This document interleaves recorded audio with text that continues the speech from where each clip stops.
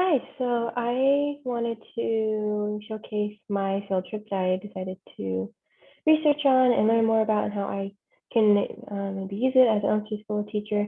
And the one that I chose was the Honolulu Museum of Art. A little bit more about it is that it is down in Honolulu, and there's website information about it. It's pretty simple, honolulumuseum.org. The hours are kind of interesting. It's closed Monday, Tuesday, Wednesday, but it's open on Thursday, Friday, Saturday, and Sunday. So as a teacher, to prepare and know that most likely you're gonna have to do it Thursday, Friday, and if you maybe happen on Saturday, but most likely if you happen during the week on Thursday or Friday. And why did I choose to research the Honolulu Museum of Art? I thought it'd be really interesting to learn more about a museum of art that could be used for your kids to learn about. I never got to go to a museum that included art. I went to other like plays or other type of museums. But I think that going to the Honolulu Museum of Art would really be beneficial for students to help them to build critical thinking skills as they observe and learn to look at details in art. And I think also really helps them to continue to learn more about other people and the time periods from these arts that are being showcased in the museum. That they can then compare to their lives, and also I think helps them to be exposed to diversity that's all around them and to learn more about the cultures that have been on the earth for a while. And I think that these are all great reasons why educators should choose to go to the Honolulu Museum of Art and why I chose to do more research about it. And so how did I find this information about this museum? I first went to the website. The website actually is very detailed and has a lot of information. And you can see from the top, it has different tabs, and one of them actually says just physically educators. And if you go to educators, it then explains different tabs for educators to look at. So it's like virtual field trips, student visits, workshops, and other resources that teachers can use. And because of this, I was able to even find frequently asked questions. And so all these questions they have are very detailed, or many questions that teachers have asked before and what they can do to answer them. For example, like how much the students visit cost, how is the transportation offers, which actually this museum does offer transportation. You could sign up for it. It's up to 35 people as well. A little bit more about the educational programs that this museum provides. So there's a few things that this museum has. So first, the cost is free because of generous donors. So that's really a benefit for educators to know. The only thing that their chaperones are required. So you need at least one adult for every 5 students in grades pre-K to kindergarten. And then you at least need one adult required for every 9 students in grades 1 through 12. And you can only have about one chaperone for every 10 person maximum each group when visiting the gallery spaces. So like one chaperone per 9 kids, because only 10 people can be viewing at each of the spaces. And actually right now, because of COVID, they're doing self-guided tours. And so this is what they're doing. It's elements of art. And so it's like a packet that teachers can print out and give to the students. And actually takes you through different elements of art and the different pieces and how to do it. And so this is what the educators are expected to do. And so it helps facilitate the engagement as they walk through, and it's also for all grades level as well. And this will take about an hour and a half to do this guided tour. I'm guessing before COVID, I couldn't find any information about what happened before COVID on their website so far. But I assume that they had tours given by those who worked there. But for now, they just have self-guided tours. And so I'm a little more into detail. So this is the packet you'll be given. It's just some examples of what the pages will look like. So it will explain what the packet is. That's how you even where to go. So your first tour shall be Gallery 26. And so you would go there as a class in small groups. So every group will have to have a chaperone who can help guide the group to each of the galleries. And so it will show, give a little information about the different elements of art that's contained in it. And then it even gives you glossaries, and then even includes different questions you can ask to help start the conversations. And So these are all the elements of principles of designs that you'll find at this museum and that the students will be able to explore through this guided process.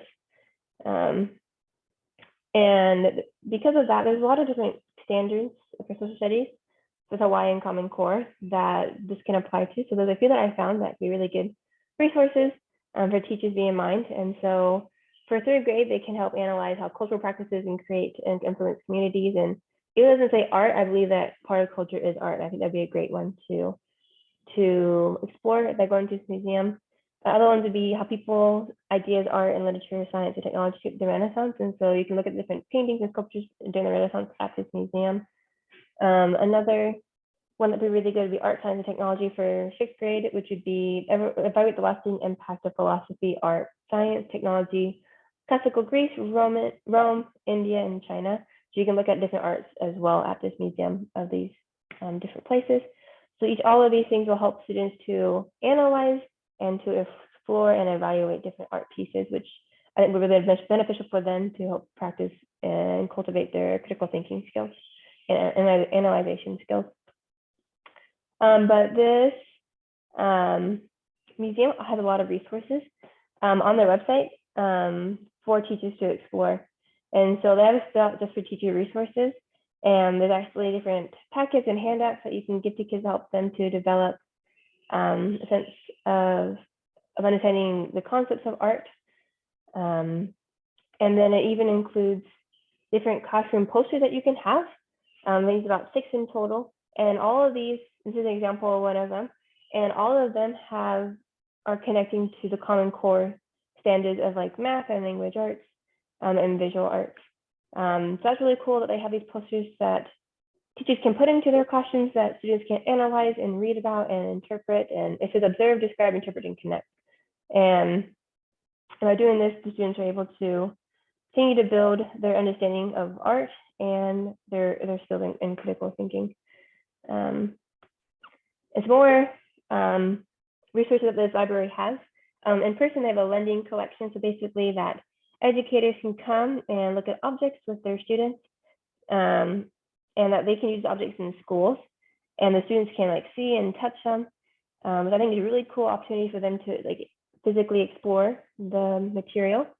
And right now they're not having them because of COVID.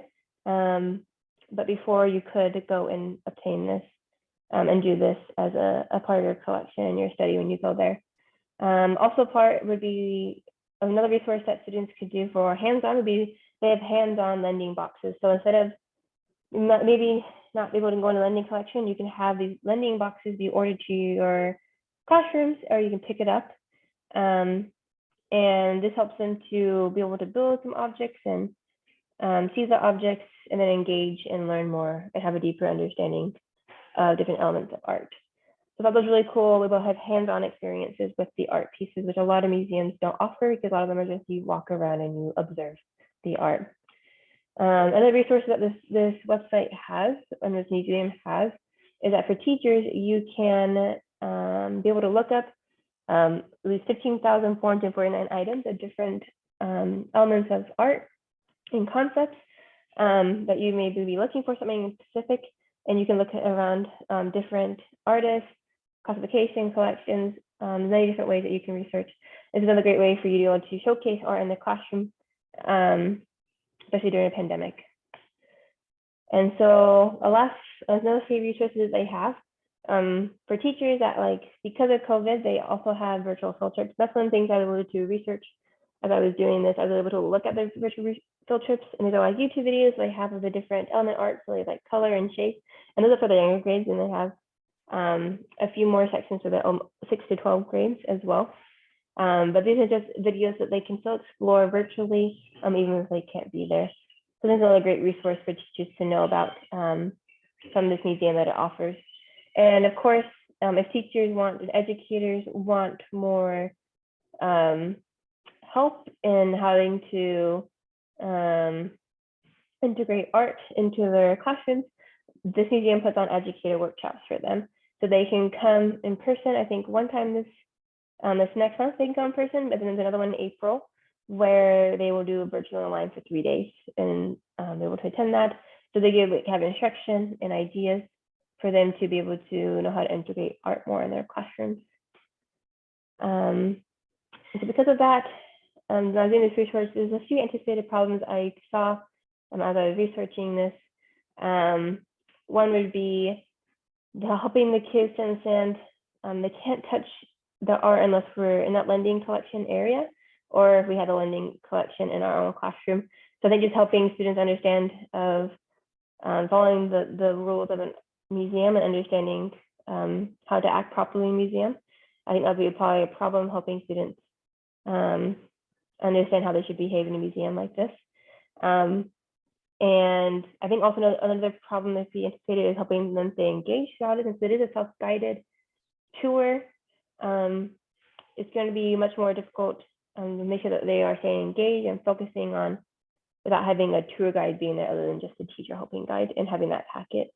So I think just helping the students continue to be engaged in the art and then helping them really be focusing on those questions and having the teacher be prepared to look over these questions beforehand before going to the museum.